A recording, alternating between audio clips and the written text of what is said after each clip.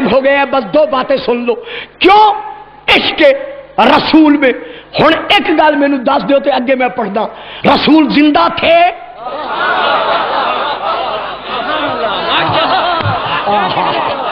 رسول زندہ تھے نا؟ تو خواجہ اویس کرانی نے زندہ رسول کے عشق میں خون بہایا، 32 دانت توڑے.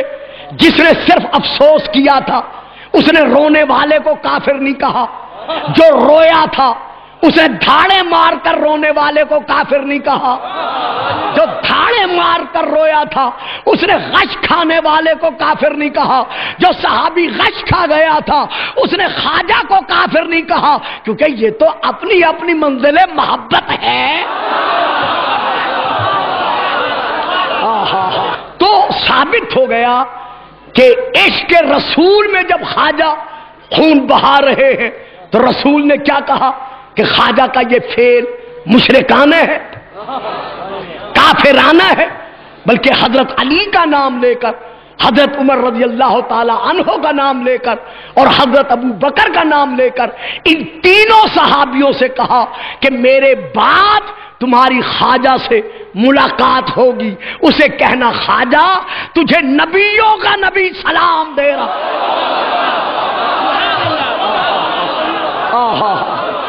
معلوم ہوا جو ان کے عشق میں خون بہاتا ہے وہ محمد کے سلام کے قابل بنتا.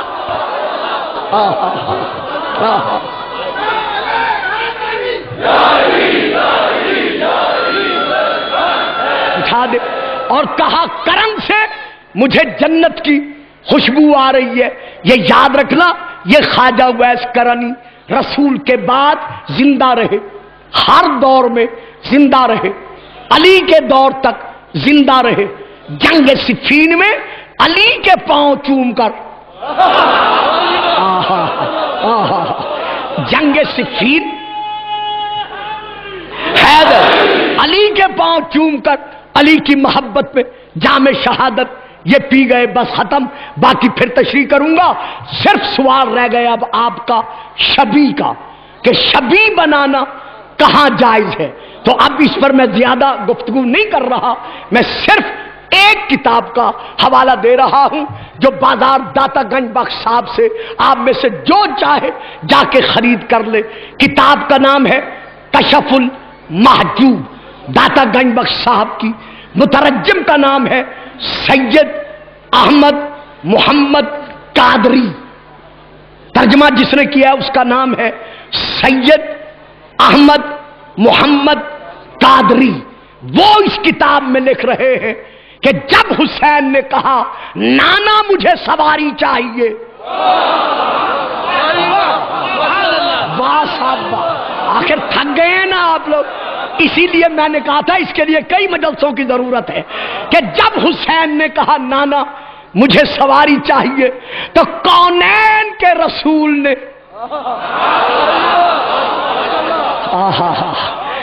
جس کے قدموں کا بوسہ مقام کعبہ قوسین او ادنا نے لیا تھا، اس رسول نے آواز دے کر کہا حسین آ میرے شان حاضر ہے.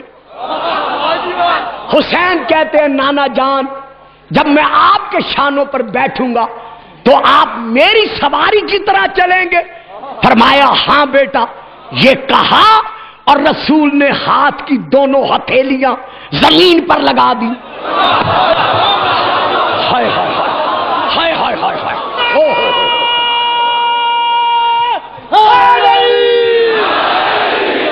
سبحان اللہ، ماشاء اللہ. اسے بند کرنا چاہیے.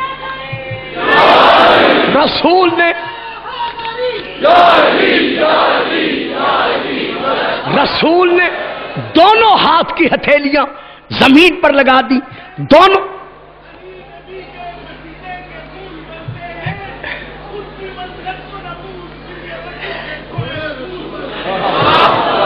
رسول نے دونوں ہاتھ کی ہتھیلیاں زمین پر لگا دی، دونوں گھٹنے زمین پر لگا دیے، اپنے پاؤں کی انگلیاں زمین پر لگا دی.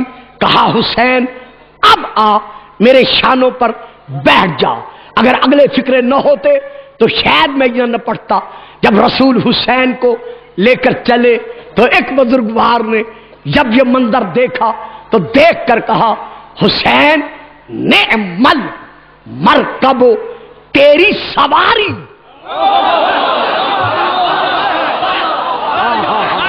ہائے ہائے بھائی حیدر حسین نعمل مرکب حسین تیری سواری کتنی اچھی ہے. کیا وہ دیکھ نہیں رہے تھے یہ نبی ہے یہ رسول ہے؟ واہ بابا جی واہ. دیکھ رہے تھے نا یہ نبیوں کا نبی ہے یہ رسولوں کا رسول ہے. پھر بھی کہا حسین تیری سواری کتنی اچھی ہے. اگلا فکرہ سن لو پھر نتیجہ دوں. رسول نے کیا فرمایا تھا؟ نانا بلکہ مجھ سے بھی کہو کہ یا رسول اللہ نعم الراکب تیرا سوار کتنا اچھا.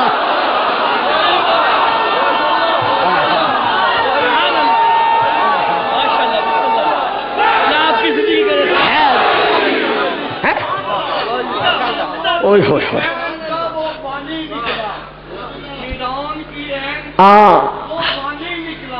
مرحب کی میم کی وہ نشانی نکلا. نبرود کی ریبی ہے شامل اس میں. ان تینوں سے بڑھ کر وہ حرامی نکلا. یہ کہہ رہے ہیں عمر بن عاص جو تھا جو امام حسین علیہ السلام کا قاتل بنا وہ فرعون سے بھی بڑھ کر ہے وہ نمرود سے بھی بڑھ کر ہے. یعنی جو بھی اس گھرانے کا قاتل ہے تو رسول کیا بنے؟ حسین کی سواری کی شبیہ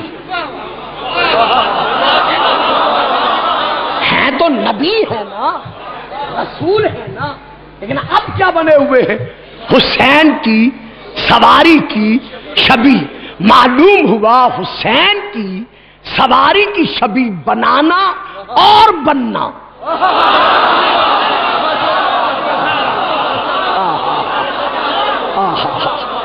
یہ رسول کی سنت ہے. اگر کوئی صاحب کو یہ کتاب نہ مل سکے تو بس آخری بات بہت بڑی کتاب ہے مشکات شریف. میں اس کا حوالہ دے کر یہی روک رہا ہوں بچوں. پھر کبھی زندگی رہی تو ایسا ماحول بنا تو مفصل تقریر کے سٹ کرا دوں گا. مشکات شریف میں یہ درج ہے کہ غزوہ حنین یا غزوہ تبوک کے بعد رسول پاک گھر تشریف لائے اور آپ حضرت بی بی ام المومنین عائشہ صدیقہ رضی اللہ تعالی عنہا کے حجرہ میں جلوہ فگن ہوئے. ابھی بیٹھے ہی تھے کہ ہوا چلنے سے ان کے حجرے کے درمیان کا جو پردہ تھا وہ ذرا ہٹ گیا. جب پردہ ہٹا تو آپ نے دیکھا کہ پردے کے پیچھے ہم سب کی ماں کی کچھ گڑیاں پڑی ہوئی تھی اور ایک گھوڑا بھی تھا. رسول پاک نے فرمایا یہ گڑیاں کس کی ہیں؟ کہا مولا میری. اور فرمایا یہ گھوڑا کس کا ہے؟ فرمایا وہ بھی میرا. کہا اس گھوڑے کے تو پر ہیں جبکہ گھوڑوں کے پر نہیں ہوا کرتے. تو بی بی صاحبہ نے استحائی رسول پاک کی طرف دیکھ کر جواباً عرض کیا کہ یا رسول اللہ یہ آپ پوچھ رہے ہیں؟ آپ خود تو فرمایا کرتے ہیں کہ سلیمان نبی کے گھوڑے کے پر تھے.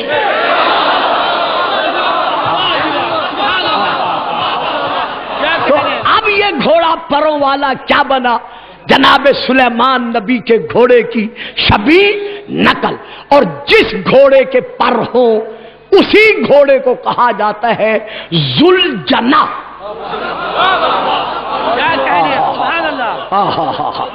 یعنی پروں والا. یعنی جو گھوڑا پروں والا ہو اسے کہتے ہیں ذوالجناح. معلوم ہوا ذوالجناح صرف ہم نہیں بناتے. تو اب آپ پوچھیں گے کہ کربلا کے میدان میں امام حسین علیہ السلام کے گھوڑے مرتجز کے تو پر نہیں تھے پھر اسے ذوالجناح کیوں کہا جاتا ہے؟ مظلوم زہرا پر غریب کربلا پر اتنے تیر برسے تھے. آن اللہ جس طرح حاجی